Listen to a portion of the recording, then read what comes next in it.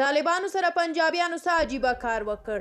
خلک یې ولې غوسه کړي دي؟ ټول دا ویډیو حتما وګورئ او بیا یې شیر کړئ او بیا چینل سبسکرایب کړئ.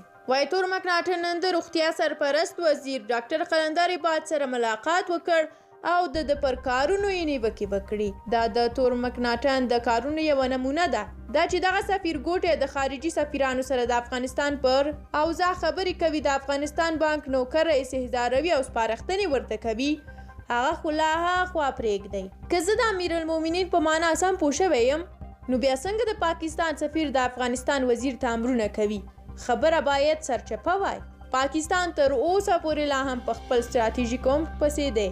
د دوی اهداف په افغانستان کې دا دي چې افغانستان د یوه هیواد په حیث له منځه یوسي. زموږ ملي بیرغ نشته، پارلمان نشته، اساسي قانون نشته، نور ټول مدني قوانین ساقط شوي دي.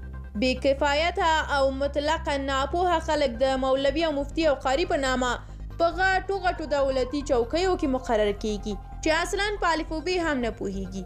خو زموږ په میلیونونو تعلیم یافته عسکر، پولیس او مامورین بیکاره ګرځي او له لوږې مري. بیکاري تر 90% لوړه شوې ده.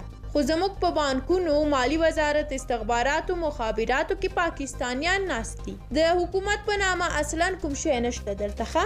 د ښځو د مکتبونو بندېدل، د علمي مؤسسو ورانول، په منظمه توګه د افغاني اقتصاد تباهی، د افغاني تاریخ هویت له منځه وړل، ملي سرود او بل هر څه چې د افغانستان د ملي هویت ښکارندوی دي له منځه وړل، او هغه هم د یوه اسلام نامه چې نه اسلام دی او نه د افغانستان خلک هغه د اسلام په نامه پیژني، او نه هغه څوک چې د دغسې افراطي اسلام فتواوې ورکوي څوک پیژني.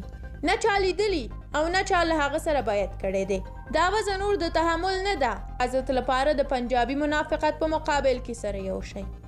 او تاسو دومره وکړئ چې چینل سبسکرایب کړئ، دغه ویډیو ښه ډیره شیر کړئ، او بل دا چې ویډیو لایک کړئ، نظر مو هم په دې اړه کومنټ کې ولیکئ.